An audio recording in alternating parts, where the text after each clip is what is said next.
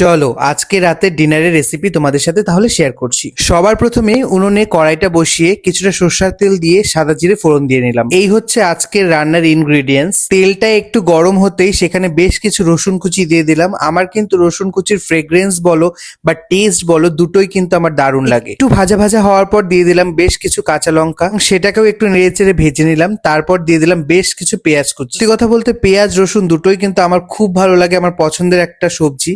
তো যাই হোক, তারপর দিয়ে দিলাম কিছুটা নুন আর এবং সেটাকে ভালো করে নেড়ে চেড়ে নিলাম। তারই মধ্যে চলে এলো আমাদের বাড়ির দুই চারানা আটানা, মানে আমাদের বাড়ির ছানাপোনা যেগুলো।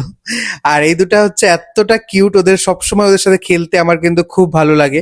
আর দেখতেই পাচ্ছ কতটা কিউট। তারপর পেঁয়াজ রসুনটা একটু ভালো করে ভাজা ভাজা হতেই দিয়ে দিলাম টমেটো এবং সেটাকেও খুব ভালো করে একটু ভেজে নিলাম। তারপর ঘরে থাকা বেসিক কিছু ইনগ্রেডিয়েন্টস, বেসিক মশলা যেগুলো হয় সেগুলোই দিয়ে দিবে। যেমন যেমন মশলা তোমাদের খেতে ভালো লাগে সেগুলোকে একটু ভাজা ভাজা করে নিলাম ভালো করে নেড়ে চেড়ে।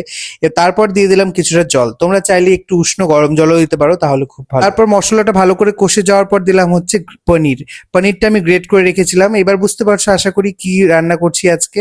হ্যাঁ, একদম ঠিক ধরেছো, আজকে আমি বানাচ্ছি পনির ভুর্জি। এটার বহু ধরনের রেসিপি হয়, আজকে রেসিপিটা আমি খুব সিম্পল এবং চটজলদি হয়।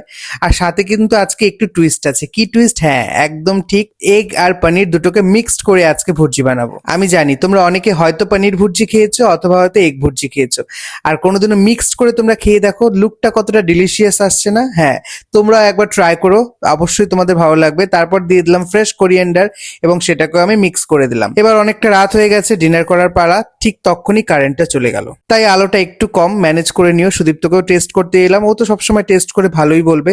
তোমরাও একদিন বাড়িতে ট্রাই করো এবং দেখো কেমন হয়েছে, তোমাদেরও ভালো লাগবে। দেখা হবে তোমাদের সাথে নেক্সট ভিডিওতে। ভালো থেকো সবাই।